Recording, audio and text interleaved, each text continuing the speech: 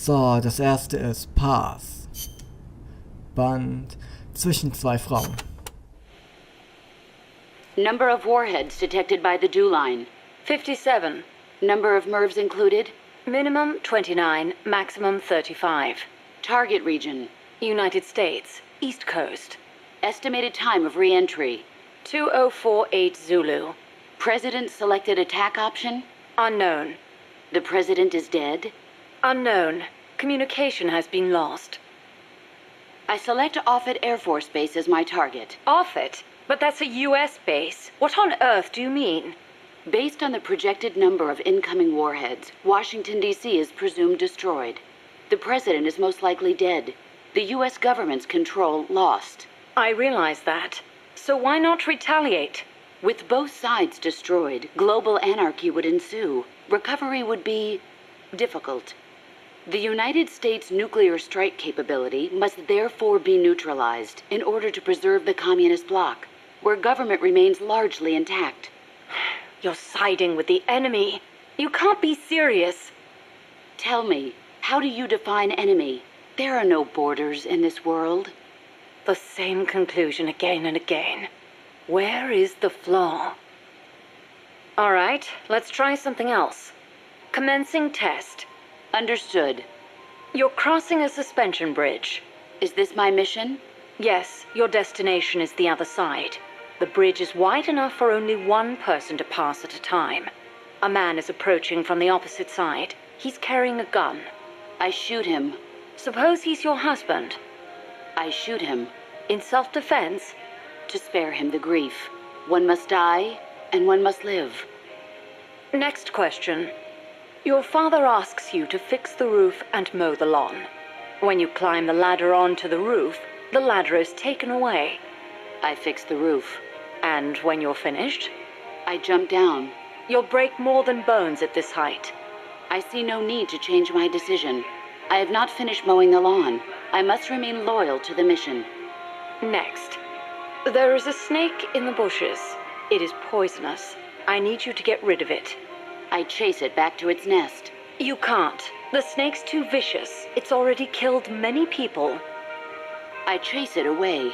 It will bite you unless you kill it. Go home. Kill me. Kill me now. Why not kill the snake? Your mission is to get rid of it. Is this what you call loyalty? What are you loyal to? Country? Ideology? Feelings? I am loyal to myself. Who's there? Who's that? Intruder!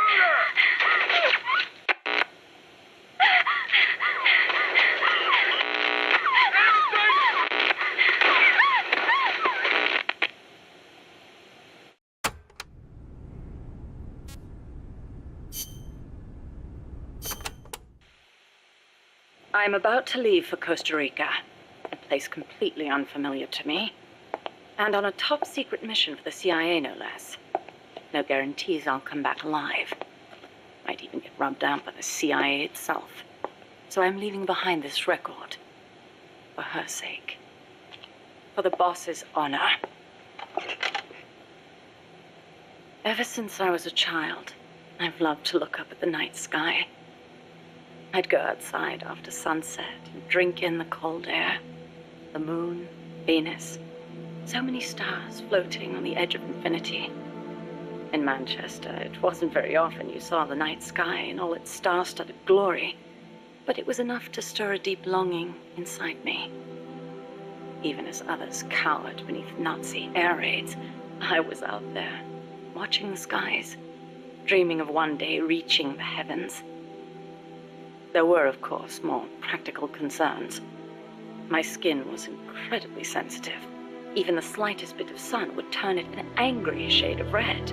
Playing outside during the day was completely out of the question. Naturally, I hardly ever had the chance to play with other children my age. But I never felt lonely for it. Their way of thinking was irrational, making them simple, easy to predict. The boys would talk of tanks and aeroplanes and creepy, crawly bugs. The girls of pretty dresses, glass beads, and tea and cakes. Of boys they liked. I never had much to say on such matters. The curious thing is, adults really aren't all that different. They're simple, capricious, especially men. As they get older, their heads fill with thoughts of women, and more women. Thankfully, I always did have a head for mathematics. When I was about 10, I'd visited Dr. Turing, who lived nearby. We'd sit and discuss mathematical logic. The lights were always on at his house, even in the dead of night.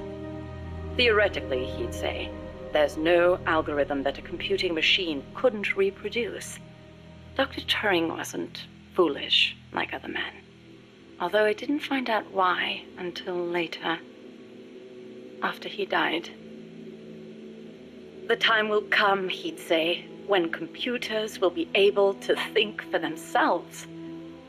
That idea rocked me to my core. My aptitude for mathematics brought me closer to the stars. I breezed through school, then went to America for university. While I was studying at Caltech, NASA was established. I signed up in a heartbeat. I was a pretty good computer engineer at the time, and NASA needed skills like mine. The work was enjoyable. Even though I'd given up on going into space myself, it was a pleasure just being a part of it all.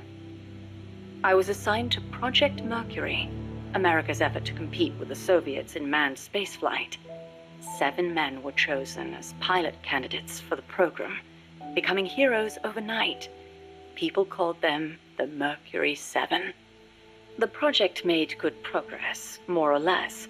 We had all the funds and materials we needed. After countless hours of analysis, we even had plans for something on par with Sputnik. We thought it'd only be a matter of time before we caught up with the Russians. They'd sent a dog into orbit and brought it back safely to Earth. But NASA top brass dismissed that success as a fluke. The Americans recovered their re-entry capsules at sea, but the only ocean bordering the Soviet Union is the Arctic, so their re-entry capsules had to make impact on land. A dog was one thing, but human spaceflight would still take some time, or so we thought.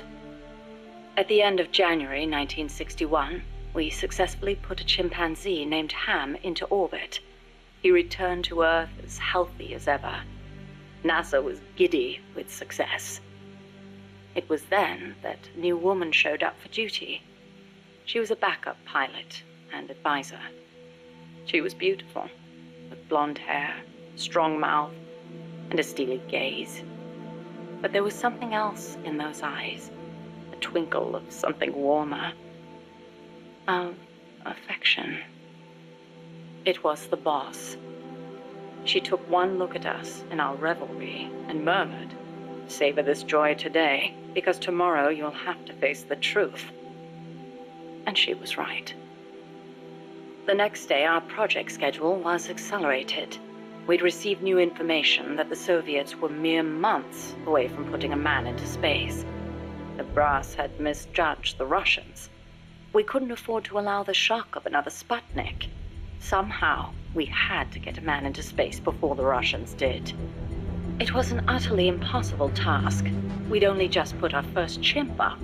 With a human on board, failure was not an option, especially if it were one of the Mercury 7 Golden Boys. And on top of that, the brass wanted to put a window in the spacecraft. The pilot wouldn't be a test animal this time, they said. And when this hero came back alive and well, they wanted him to describe what he'd seen. It was madness. Adding a window to our existing spacecraft would leave it unable to handle the stress, not to mention the problem of shielding the occupant from cosmic rays. But the boss rose to the task, and splendidly. She claimed to be a layman when it came to space, but caught on keenly to new ideas and concepts. She was demanding, of herself and of others. She seemed rather cold-hearted at times, but I was smitten. She was beautiful, yes, but more than that, she was wise. Her mind was thoroughly rational. And yet no matter how I tried, I could never predict her actions. It was easy for me to assume that her judgments were drawn from an enormous base of knowledge. Quite simply, her life experiences were more diverse, more intense than anyone else's. To me, they seemed boundless in their breadth. In her, I saw a reflection of the night sky. Perhaps because I too was a woman, she and I became close. I couldn't go out in the sun, but she lit up my life. Her light was soft, like that of the moon. I was so happy. With her unerring guidance, the project steadily regained its footing. But one issue remained, the pilot's safety. When the day came to choose a pilot, the Mercury 7 just quietly walked out. Who could blame them? It was far too great a risk to take. Even if they'd volunteered, NASA would never have let them go. They were national heroes, basking in the media spotlight. There was no way they'd be sent on such a mission. The conference room was silent. Then, slowly, she raised her hand, almost as if acting out a scene from a movie.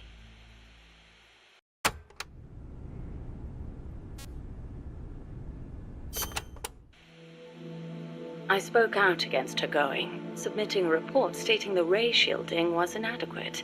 But the brass's response was brusque. She's already been exposed to a nuclear test in Nevada. She's the perfect candidate. It was completely irrational. Repeated exposure to radiation would only increase the danger. But the government was still reeling from the Soviet success with Sputnik. There was no hope of getting a rational response. They were simply too panicked. People can be so obtuse when it comes to things they can't see. I, however, understood all too well. Just as invisible ultraviolet radiation scorched my skin, heavy particle radiation from space would cause irreparable harm to human tissue. In a word, she was expendable. It was during the boss's pre-flight checkup that I noticed something strange on the X-ray of her skull. Part of the right hemisphere of her brain was damaged. It seemed inexplicable, given her keen intelligence and amazing physical prowess, but there it was, and I decided to report it. I hoped that perhaps my discovery of a physical defect would result in the flight being cancelled. But as I went to make my report, she stopped me. "Why?" I demanded. "How can you let yourself be their guinea pig?" Ignoring my protests, she took me up to the roof of the lab. The night sky was ablaze with stars. It was there that I learned how she had wounded her head. 1943, Los Alamos. She was serving with the Special Forces when she received new orders. A German spy had infiltrated the Manhattan Project, which aimed to build the world's first atomic bomb. She was to eliminate him. His name was John von Neumann, a mathematician with superhuman computational abilities and the designer of the explosive lens. The Manhattan Project was a top national priority, security accordingly tight. The guards couldn't be allowed to know what was going on. She'd have to slip past them and make the death look like an accident. It should have been an easy enough mission. But just before the operation, she received unexpected news. A new life was growing inside her. She was overcome with joy, and for one brief moment, it clouded her judgment. She accidentally got into a shootout with the guards, and without thinking, protected her belly. She was shot in the head. The bullet only grazed the surface of her brain, but the tissue around the wound was destroyed, leaving her in a coma. She wasn't given much chance of recovery, but 3 months later, she woke up. Within 6, she was able to move around as if nothing had happened. It was functional compensation. The other parts of her brain took over for the part that was lost. It made logical sense, but such a full recovery was nothing short of a miracle. Perhaps her superhuman willpower made it possible. Or perhaps Perhaps my body knew it had to survive for the sake of my unborn child. She smiled as she said that. I understand how she must have felt. Some have taken to calling me Ms. Left Lobe, she said, because I'll do anything for the mission. She was tough, yes, but she had feelings too. I knew that better than anyone else. As it turned out, von Neumann wasn't the spy. The assassination order was a deliberate bit of misinformation planted by the Russians. She had been deceived. The Eastern and Western camps were united on one point: opposition to the Nazis. The Allies needed to develop that bomb before Hitler did. But in looking ahead, the Russians found the Manhattan Project's progress a little too quick for their liking. Mass production of a uranium bomb, like the one that was eventually dropped on Hiroshima, would be difficult from a material perspective. But a plutonium bomb, once perfected, could be mass-produced, and eventually even miniaturized. And Moscow did not like the idea of America having that kind of head start. Explosive lens technology was critical to the plutonium design, so the plan was to get rid of its pioneer, von Neumann. And when that plot came to light, the US and the Soviet Union parted ways for good. It was one of the rare cold nights in Florida. She put her arm gently around my shivering shoulders. As I listened to her voice, I was wrapped in her soothing scent. I felt as if I were dreaming. Even in failure, she seemed perfect. Oddly enough, the failed assassination attempt helped preserve America's edge. A true super genius, von Neumann went on to make his mark in numerous fields outside of the Manhattan Project. Economic game theory, stored program computing. Almost all computers today use stored programs, the so-called von Neumann architecture. His death would have set back computing 10 years, and I wouldn't be at NASA doing research. I wouldn't have been there in her arms that night. I thanked the fates for giving me that chance. But then she said something unexpected. I should have killed von Neumann when I had the chance. Why, I asked. Wasn't the order a Soviet plot? I looked up at her as she began to explain. Yes, von Neumann was innocent, and killing the innocent is a grave crime. But I can't help but wonder, had I succeeded, what would the world be like now? Even without von Neumann, the explosive lens would have eventually been developed. Von Neumann architecture, too. But she seemed to believe that if progress had been put off for a few years, then perhaps East and West would have had a chance to work hand in hand. I'd never considered such a possibility, but her tone was confident, assertive. It was as if she intended to make the two superpowers shake hands herself. The explosive lens was developed too early, spawning a Cold War and an endless nuclear arms race, she continued. That mission sprung from deceit, but maybe it was divine providence too. It was like she was speaking to her own child. Her large, warm hand was on my head. I failed the mission because I let the mother in me take over. I should have killed him, no matter how great the guilt. If I'd killed him, I might not have prevented Hiroshima, but maybe I could have saved everyone in Nagasaki. I looked up at her and saw her looking up too, up at the starry sky.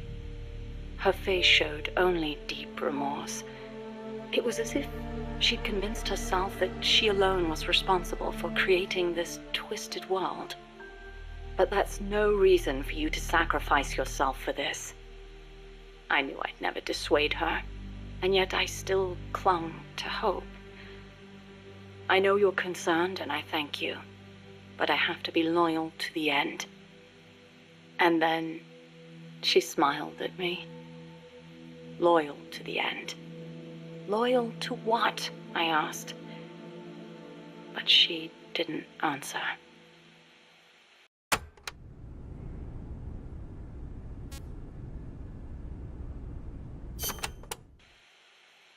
The days that followed were spent training tirelessly for our first space flight. The boss endured conditioning that tested the limits of human capability, and I supported her. Those were happy days. On April 12th, the spacecraft carrying the boss left the Earth's atmosphere. Although it was only 20 minutes of ballistic flight, it was nothing short of miraculous, considering how little time we'd had. The first human in space. We were ecstatic. Then something went wrong. The re-entry angle was slightly off, warping the outer hull. The cause was clear. It was the hastily constructed window we'd installed. Her capsule missed the projected splashdown point by a long shot. As we raced towards the capsule, a breaking news broadcast came over the radio. It was the news report of the successful launch of the Vostok rocket, piloted by the cosmonaut Yuri Gagarin. They'd beaten us into space by the slimmest of margins. When we arrived, the capsule had already disappeared beneath the waves. The boss was floating on the surface. I can't really recall what happened next. They told me later that I gave a strange scream and plunged into the sea, not caring whether my skin would burn. She didn't wake up. Her entire body was bruised, burnt, scorched by cosmic rays. It was a miracle she was still alive. Every day, propaganda boasting of the shining accomplishment flowed out of the Soviet Union.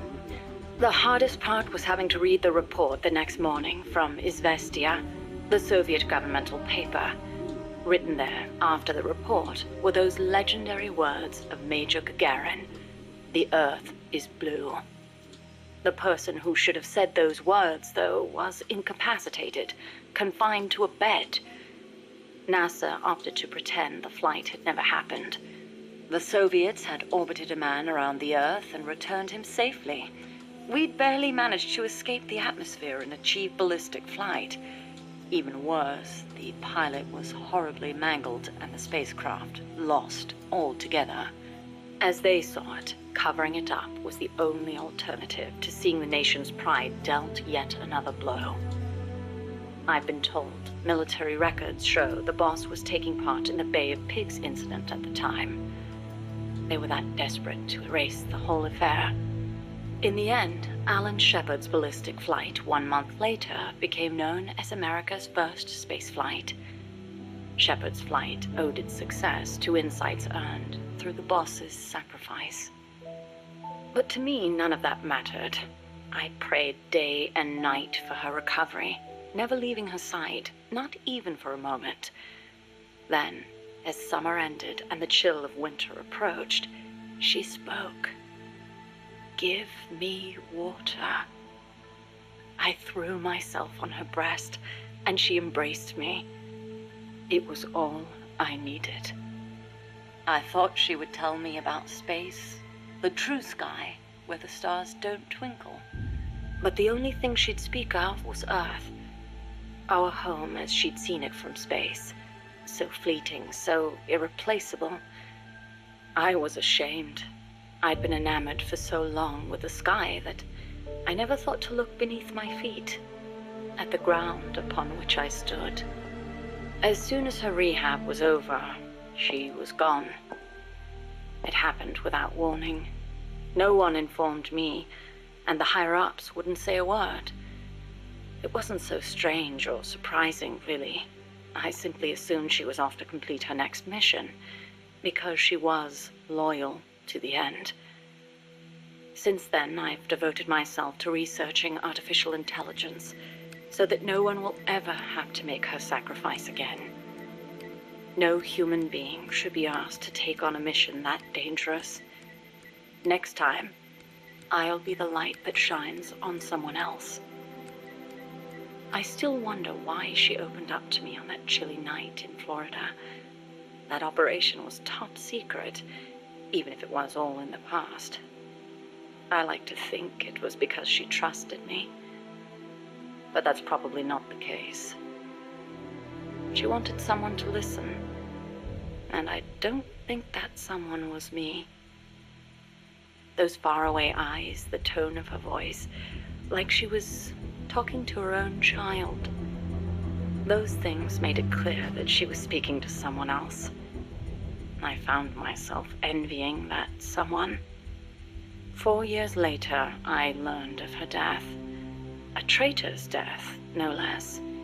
She'd stolen an American nuke and defected to the Soviet Union, where she was killed by her former apprentice. Or so I was told. I refused to believe it. She'd never do such a thing. I could think of only two possibilities. Either she really was trying to bring East and West together, or she truly did want to be killed. She believed the world is not the way it's supposed to be, that it's been unbalanced by the tenuous peace offered of nuclear deterrence, and that she was to blame. Perhaps her death was an act of atonement. She was loyal to the end, to our world.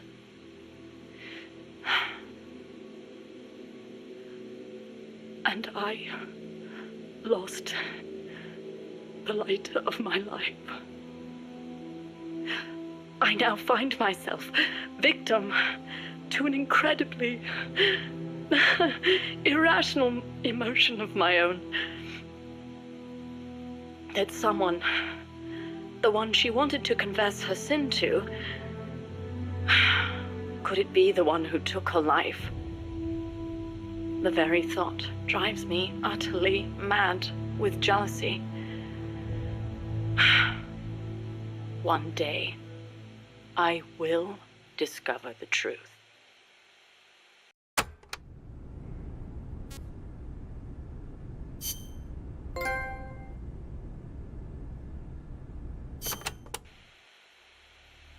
Enter simulation date.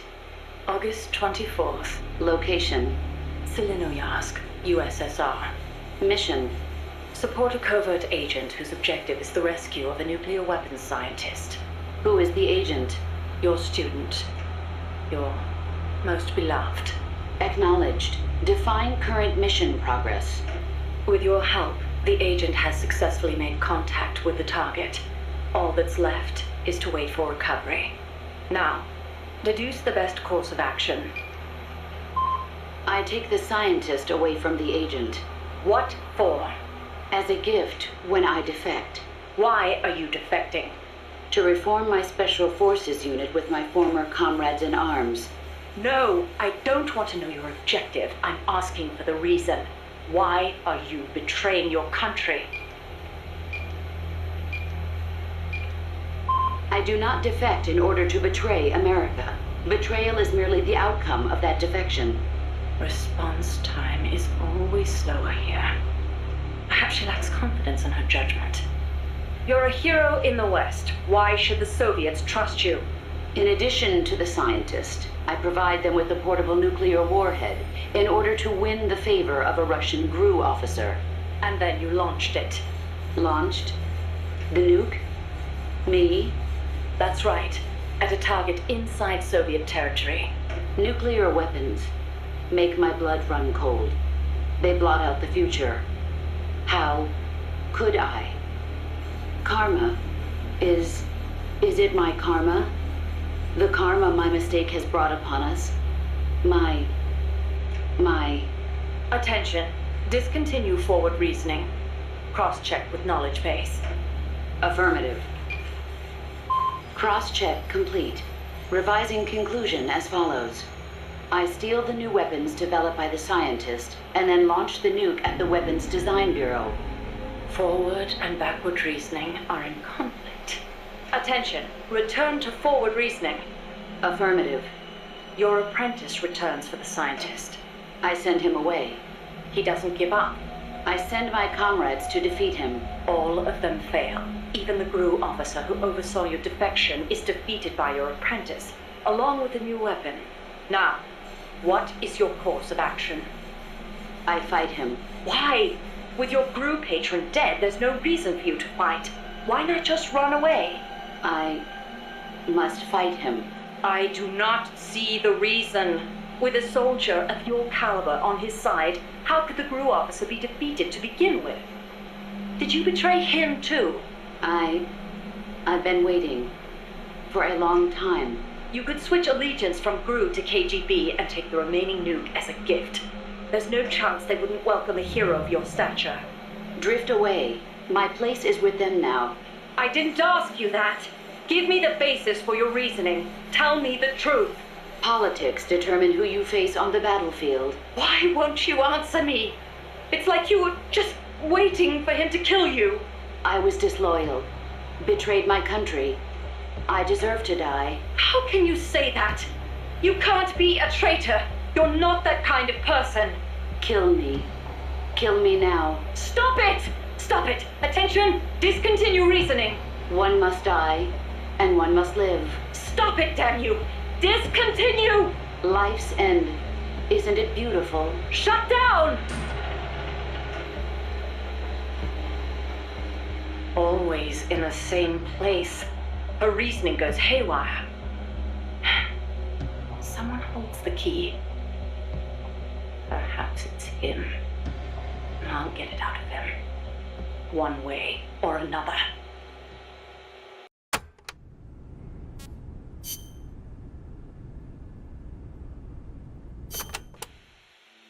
She told me everything. Why did she open her heart to me like that? At the time, I couldn't understand it. But now, I think I do. Snake, she wanted you to know the truth. She chose me to tell you. That's why she saved my life. I've lied to you so many times, but not this time. My orders from the government were to obtain the legacy and to eliminate everyone who knew the truth about what happened. In other words, I'm supposed to kill you. But I can't do it. Not because we loved each other, and not because you saved my life, but because I made a promise to the boss, and I intend to keep it. I just wanted you to know. And you have to live. Snake, listen to me. She didn't betray the United States. No, far from it. She was a hero who died for her country.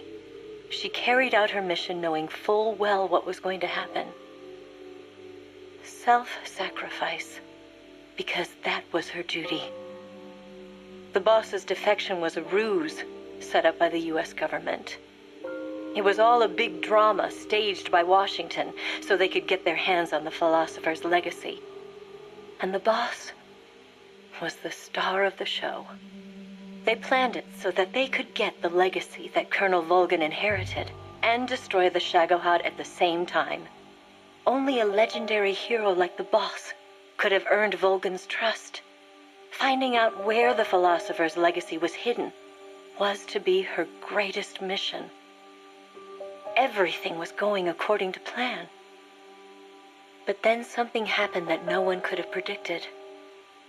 Colonel Volgin fired an American-made nuclear warhead at Sokolov's research facility. Khrushchev demanded that the U.S. government provide proof that it wasn't involved. They couldn't just abort the operation to steal the legacy. So the operation itself was greatly expanded and revised.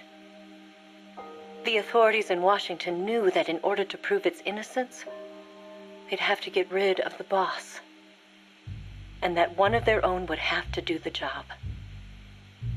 The public couldn't be allowed to find out about it, not ever. This, they concluded, would be the best way to keep the whole thing under wraps.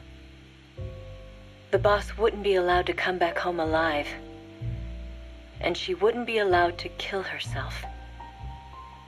Her life would be ended by her most beloved disciple. That was the way the government wanted it. That was the mission she was given, and she had no choice but to carry it out. Her death, at your hands, was a duty she had to fulfill. Out of duty, she turned her back on her own comrades, a lesser woman, would have been crushed by such a burden. The taint of disgrace will follow her to her grave. Future generations will revile her. In America, as a despicable traitor with no sense of honor.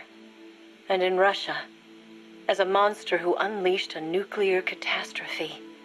She will go down in official history as a war criminal. And no one will ever understand her. That was her final mission. And like a true soldier, she saw it through to the end. But I think she wanted you, of all people, to know the truth.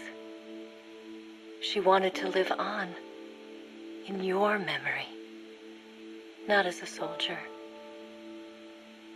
but as a woman. But she was forbidden to tell you herself. And that's why she told me. Snake, history will never know what she did. No one will ever learn the truth. Her story, her debriefing,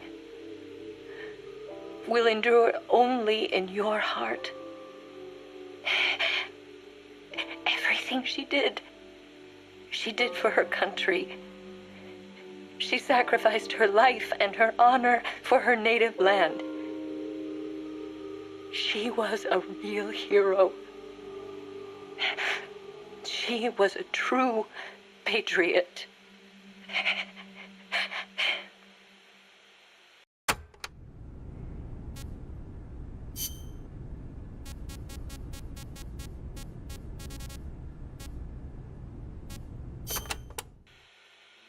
Hello, Snake. It's been a while, hasn't it? I hear you've been causing quite the ruckus in Nicaragua. Nothing much to report from my end. The legacy's being put to good use. Or so they tell me. But enough with the small talk. There's something I need to tell you. You saw the photo that came with this tape, right? The boss gave that to me 10 years ago. I'm sorry, I should have told you sooner. I probably should have told you right away. But sending it to you hasn't been an easy decision to make. It's taken me 10 years. Once you've heard what I have to say, you'll understand why. That photo belonged to her. I know what you're thinking. What does she have to do with this? You've probably seen it 100 times in the press already. Obviously, it's of the Mercury 7, the first group of American astronauts, the heroes of Project Mercury. But there were actually 8 people in that photo. One of them was edited out, erased, without a trace. That 8th astronaut, the one airbrushed out of existence, that was her, Snake. Now, why did they need to keep her existence a secret? What were they trying to hide? The answer goes back even further. 17 years ago. It was the height of the Cold War. The Eastern and Western blocs were racing to develop space technology to match their nuclear arsenals. In 1957, the Soviet Union launched Sputnik 1, the first artificial satellite. The Americans were stunned. They'd been led to believe their country led the world in science and technology. That shock quickly turned into fear. If the Russians had the know-how to launch a satellite into space, they could use it to launch a nuclear missile, too. Frantic, the U.S. threw everything it had into the space race. The following year, the Army succeeded in launching the first American satellite, Explorer 1. The National Aeronautics and Space Administration was established that fall, and Project Mercury with it. The goal was to send a man into space, and 7 men were chosen as pilot candidates. The media dubbed them the Mercury 7. They were immediately hailed as national heroes, icons of Western space exploration. But after Explorer, America suffered a series of failed rocket launches. Desperate, the government made a fateful decision. Unable to wait for its space program to mature, they'd steal the Soviets' technology, at the same time sabotaging their space program. You know better than anyone how hard a mission that was. The Soviet space program was shrouded in secrecy. Recovering that information would be no easy task. Using the help of an insider, they'd insert a sleeper agent into the research institute, or else recruit one of those insiders to do the job for them. And, if necessary, the mission leader would have to go in and sort things out themselves. Someone was needed with experience, knowledge, and superior intuition. And the only one for the job was the boss. The president himself asked for her by name. He needed someone who could be trusted with the fate of a nation. Who else to turn to but the hero of the Second World War? It was June 1959. So you see, Snake, that's why she left. That was the top secret mission that took her from you. But her selection ruffled a few CIA feathers. They didn't appreciate the president going over their head like that. The mission was tough enough already, and now the CIA was dragging its feet. She couldn't get anything out of them. No manpower, no information. Left to her own devices, the boss made a decision she knew would come back to haunt her. She decided to tap into the Philosopher's Network. And that's when the wheels of fate began to turn.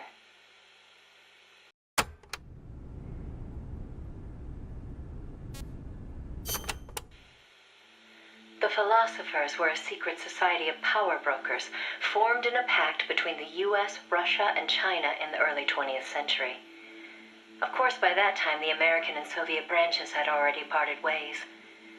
But there were those among the remaining Russian philosophers not entirely happy with the one-party communist state.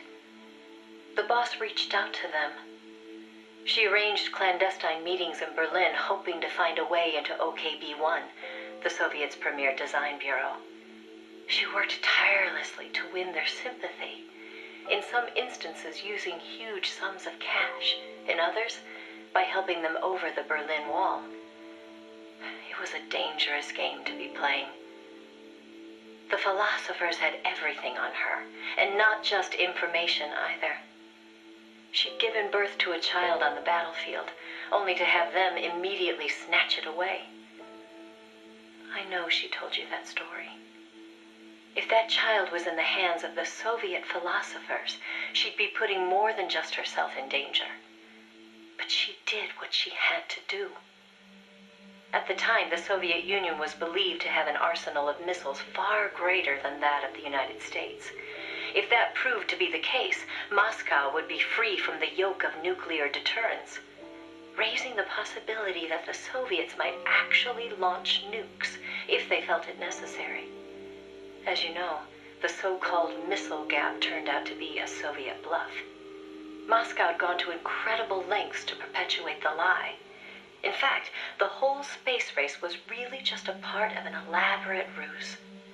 Only we didn't know that at the time. She used to joke that even she swallowed the whole missile gap story, hook, line, and sinker. She put her life on the line for the sake of her country, to prevent nuclear war.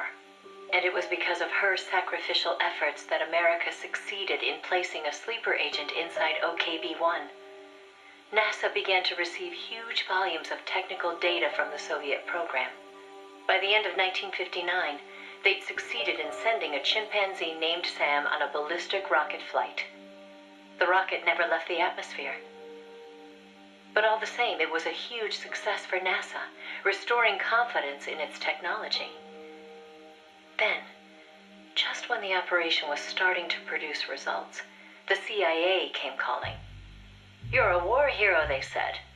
"No need for you to dirty your hands with this sort of black ops. We'll take it from here." In effect, they wanted to reap the rewards for themselves. But the boss didn't object. "My part is over," she said. "I don't care what you do with the data now." It seemed seemed as if NASA was making great strides toward manned spaceflight while the Russians lagged behind. They even got a report from their mole at OKB-1. "The safe return of Sam has sent our scientists into a panic," he said. Soon afterward, the Soviet Union sent an animal of its own into space on Sputnik 2, the dog Kudryavka, better known to the world as Laika. But Laika was fated never to return to Earth. The U.S. can recover its spacecraft from the ocean upon re-entry. But the Soviet Union only borders the frozen Arctic. They had to bring their spacecraft down on land. How could they soften the impact enough to bring a living creature back safely? The agent reported that the Soviets hadn't yet found a solution to that problem. The plot to sabotage the Soviet space program seemed to be working, too. First, they tampered with Sputnik 4's re-entry. Then, 2 months later, one of their rockets exploded on the launch pad. They did manage to send 2 dogs into orbit aboard Sputnik 5 and return them safely to Earth. But the agent dismissed it as a fluke. Dogs, sure, but humans? They didn't have the technology. Everybody believed it. Everybody was complacent. Everybody. Except the boss. There was something about the Sputnik 5 schematics they were getting that didn't seem right. Some kind of ejection device on the capsule that didn't quite belong. She couldn't figure out the reason why it was there. What was it supposed to eject? NASA shrugged off her concerns.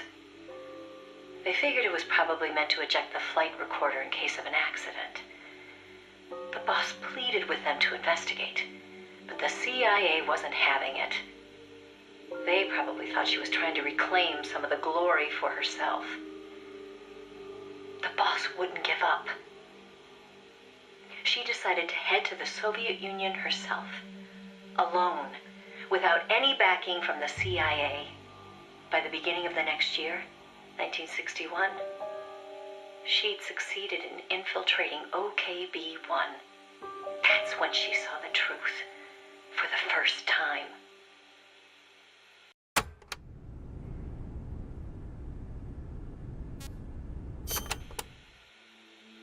The sleeper that she'd worked so hard to place was a double agent. He'd been turned by the Soviets and was feeding the Americans lies. But what shocked the boss even more was why.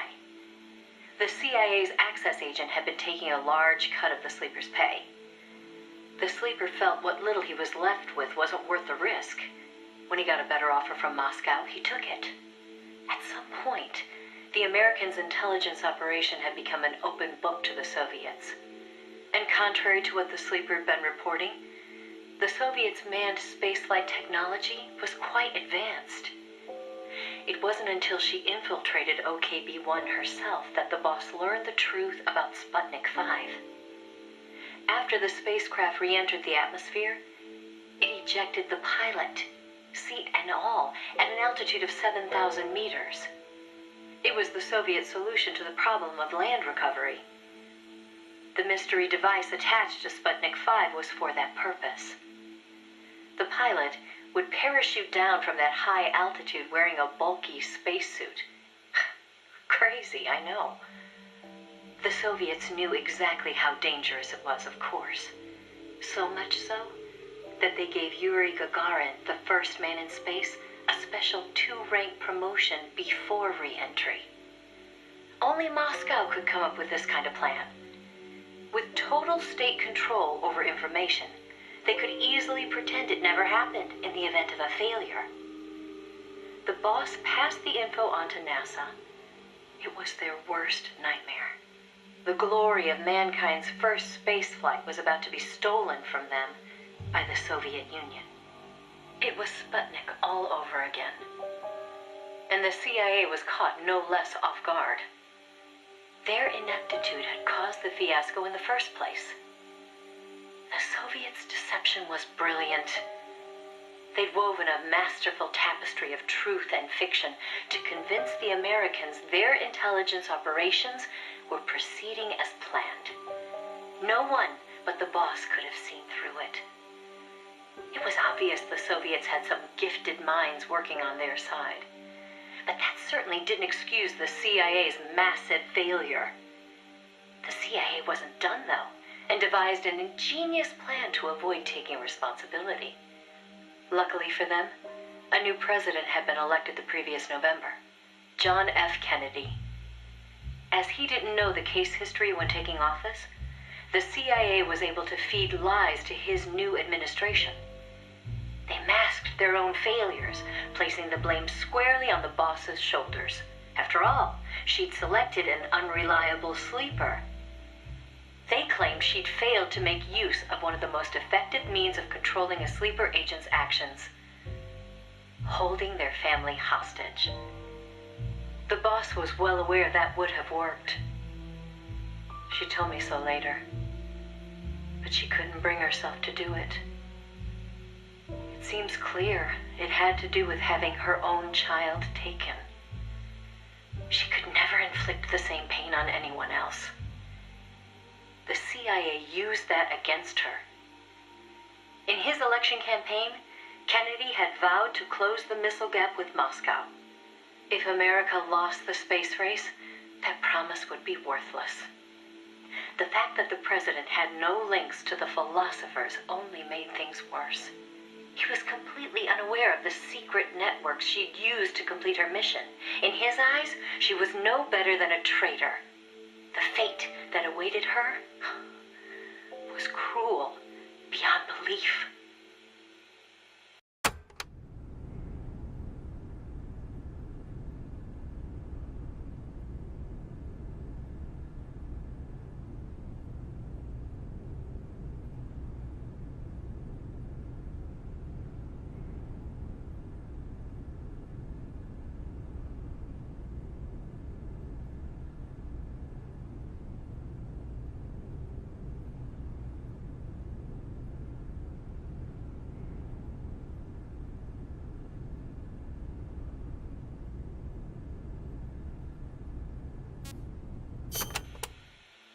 The order came down from above.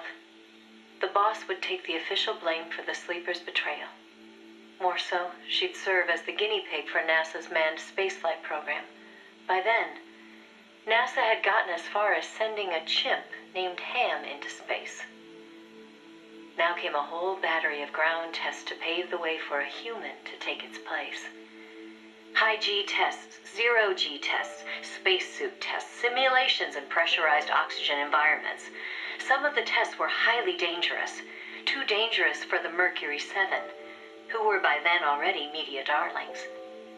So the boss was made to stand in for them. She could have refused the order, argued her side of the story against the CIA, but she didn't.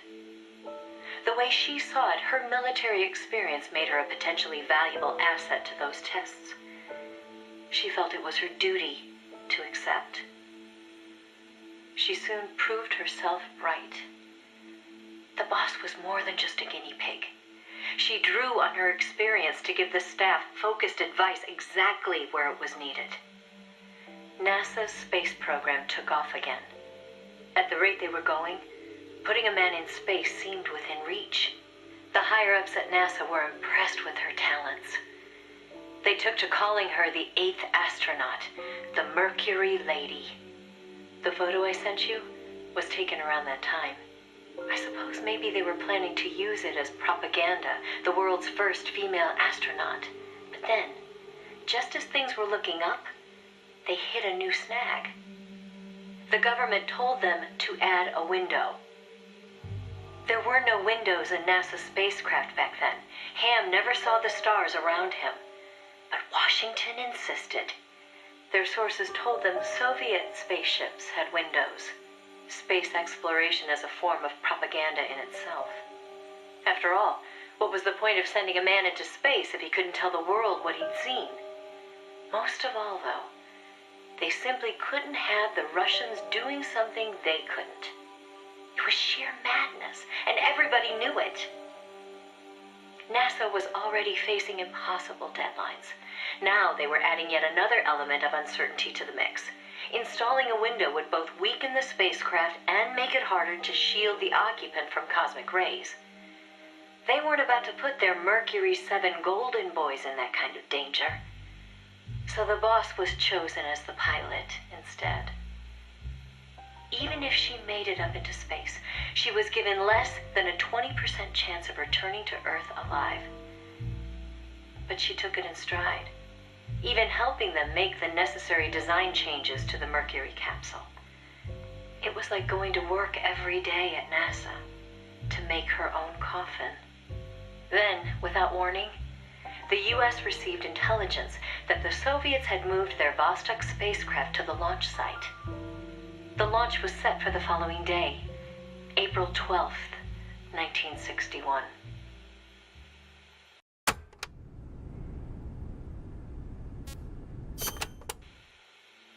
America couldn't let the Soviets beat them with Vostok. NASA was forced to cut short the testing process and move the launch date up. They pulled out all the stops to get it scheduled for the earliest hours of the next day. The spacecraft would be launched from Cape Canaveral in the dead of night. For the flight path, they chose a course that would take her as far east as possible. She'd be able to see the Earth in daylight from the window, at least for a little while. The boss climbed into the Mercury capsule, having completed less than 80% of the regular flight procedures. Both the timing and the flight path were risky, and testing was far from complete. But NASA had no other choice. The boss, for her part, never expected to come home alive. She was going on a one-way trip, the American version of Laika the dog. And yet she went all the same. Someone has to be first, she said. If fate has chosen me, then I accept, for my country, for the balance of the world. That's how she saw things. My chances may be slim, but I'll take them. I've accepted my fate. If anyone can get through this, I can. Then, on April 12th at 1:30 in the morning, the boss entered space.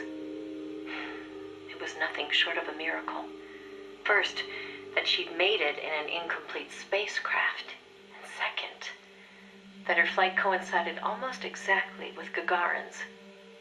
As the sun rose over the horizon, and cosmic rays began to bombard her through the window, she saw the Earth. I think you've heard the story before. It was a world without borders, a perfect jewel. All nations, all ideologies. They seemed so far away. It almost made her laugh, knowing that they'd risked so much to beat the Soviets by a few short minutes. If she'd seen Vostok from her window, she probably would have waved. But the two spacecraft were destined for very different fates. Gagarin circled the Earth and returned to the Soviet Union, safe and sound. The Mercury capsule, on the other hand, deviated from its planned re-entry angle. The addition of a window had thrown the capsule's aerodynamics off balance. The boss's coffin veered wildly off course and began to plunge earthward.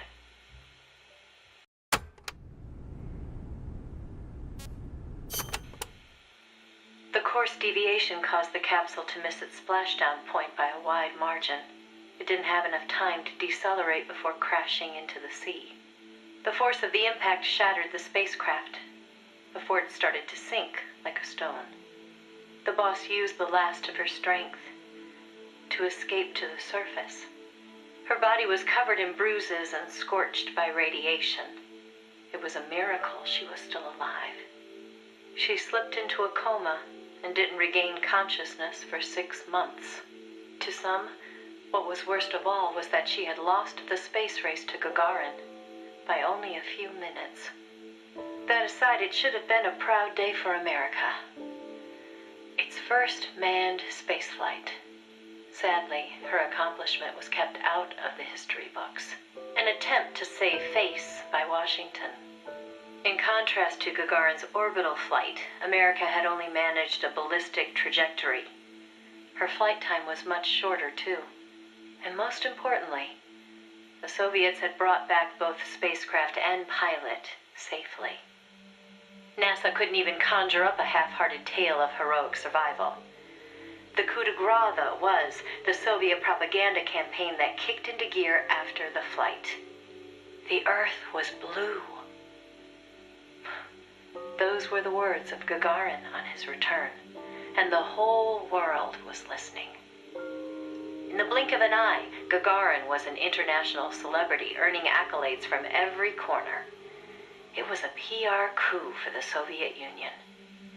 Meanwhile, Washington could only grit its teeth in silence. They decided there was no value in making the boss's flight public, that it would only make matters worse. So they buried it instead, labeling it a dark mission. NASA and the CIA did everything in their power to erase all traces of the boss from Project Mercury.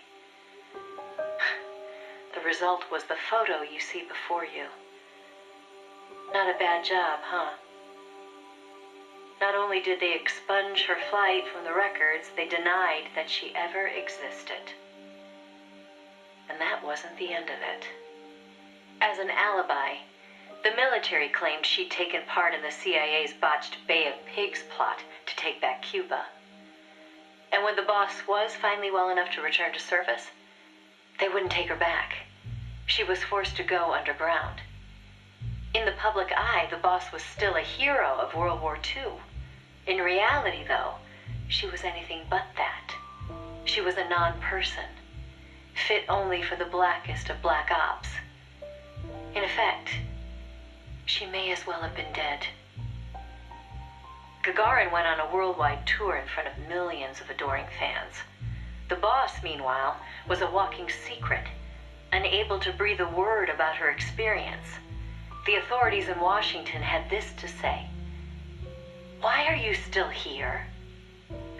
If only you'd had the decency to give us a nice quote like Gagarin and then die an honorable death, you'd have gone down as a hero." 3 weeks later, on May 5th, Alan Shepard, one of the Mercury 7, made his own ballistic flight. They sure didn't try to cover up his achievement. Of course, he owed his success to the lessons learned from the boss's tragedy. Before sending Gagarin up into space, the Soviets had used a mannequin called Ivan Ivanovich to test the landing procedure, which would make the boss America's version of a crash test dummy. But she didn't care. "I'm happy to be the dummy," she said, "if it'll help the project succeed. Nothing would give me greater satisfaction." And that still wasn't the end of it. The boss had worked through the anti-Moscow faction of the Soviet Union's philosophers to place the sleeper agent, and at some point, the Soviets found out about it. Yet the Americans remained oblivious to the end. Even the philosopher network the boss plugged into never tipped them off to the double cross. That could only mean one of two things. Either the pro-Moscow philosophers had intervened, or the anti-Moscow philosophers had been turned. Either way, it was a situation their American counterparts couldn't stand. To preserve the philosopher's good name, and to repay her debt, so to speak, the boss once again made her way into the Soviet Union. There, she found herself face to face with the Soviets' own agent.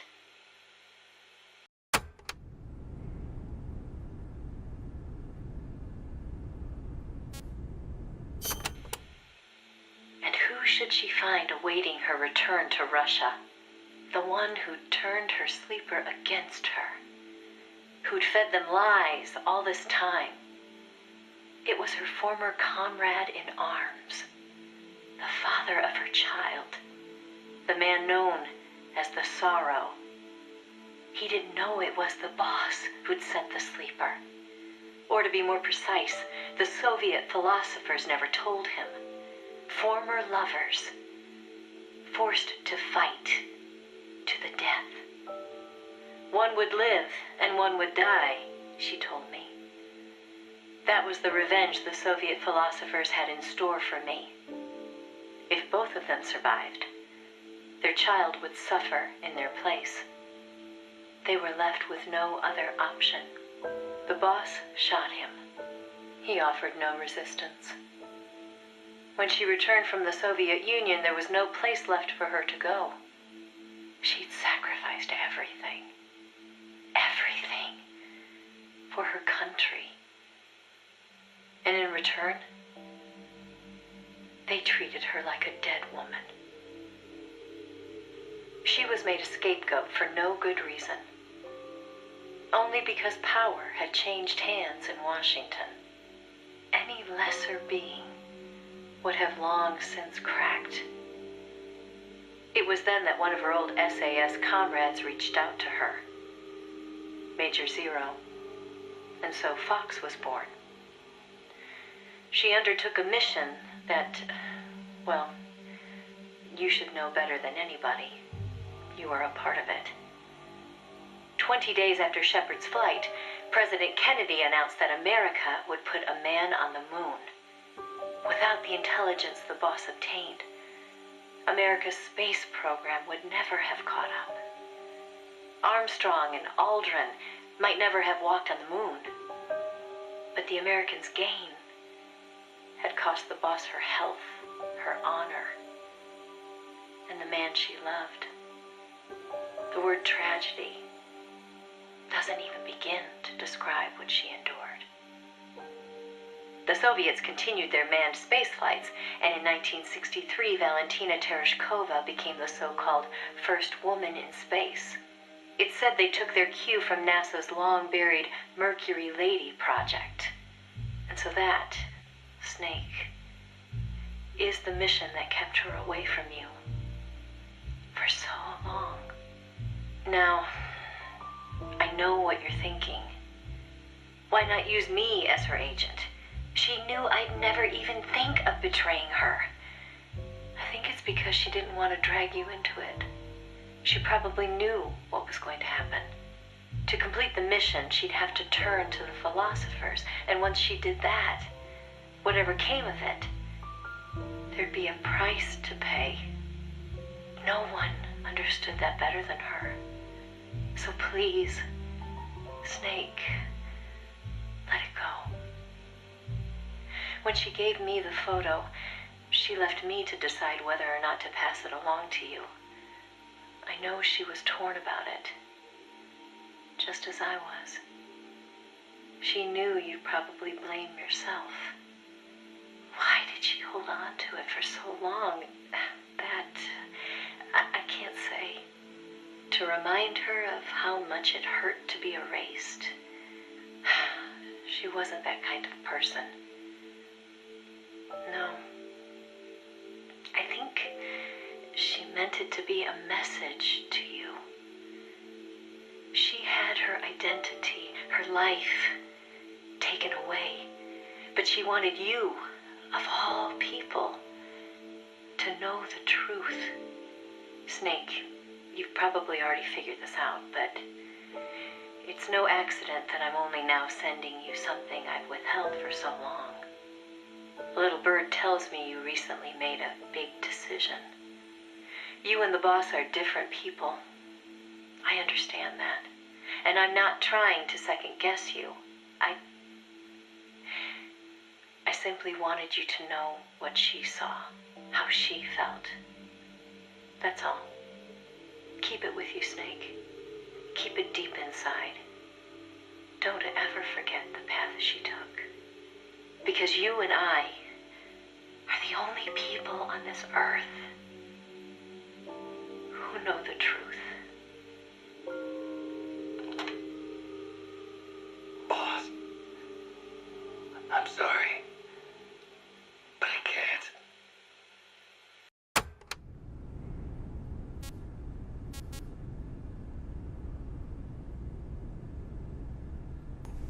Ja, Leute, das war's dann. Wir haben wir haben uns alles angehört. Wahrscheinlich gibt es noch 1, 2 weitere, die dann irgendwann auftauchen, wenn man alle Nebenmissionen gemacht hat. Aber wir haben ja theoretisch das Spiel komplett durch. Jetzt nicht zu 100%, aber wir haben es durch. Egal. Das war alles sehr, sehr interessant. Vor allem die Lebensgeschichte von The Boss war auch sehr interessant. Ja. Nun ist das Spiel wirklich komplett abgeschlossen, weil ich wollte das noch mit reinbringen, dieses Special, also mit allen, allen Dialogen, weil ich persönlich finde es halt wichtig. Wir sind alle durchgegangen. Und ich will gar nicht wissen, wie lange ich aufgenommen habe. Ich glaube, ich habe 5 Stunden aufgenommen.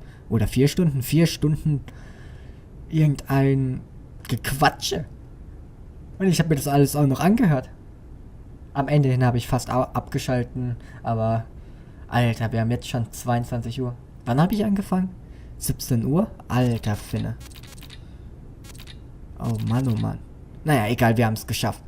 So, das Spiel ist jetzt Ende. Eigentlich wollte ich heute Metal Gear Solid 4 weiter aufnehmen, aber hey, egal. Dieses Special hier lade ich einfach zwischendurch hoch. Ich glaube, das werden so 45 Minuten Parts, weil es ist eigentlich nur Sound. Ja, eigentlich nur Sound. Daher sollte die Datei nicht zu groß werden und sollte auch schnell hochgeladen werden. Ja. Ich hoffe, euch hat das Let's Play Projekt gefallen. Wenn ja, würde ich mich sehr über ein Like oder ein Abo oder Daumen hoch freuen. Like und Daumen hoch ist das gleiche. Ich meine natürlich über einen Kommentar. Auch wenn keiner meine Videos schaut. Naja, scheiß drauf. Ich mache das hier für mich. Ja. Dann kann ich eines Tages einfach mein Let's Play anschauen und kann mich über meine eigene Doofheit aufregen. Egal. Ja, das war's dann. Schauen wir uns noch mal kurz unsere Basis an. Ja doch, schauen wir uns noch kurz unsere Basis an. Unsere Basis ist so schön. So schön riesig.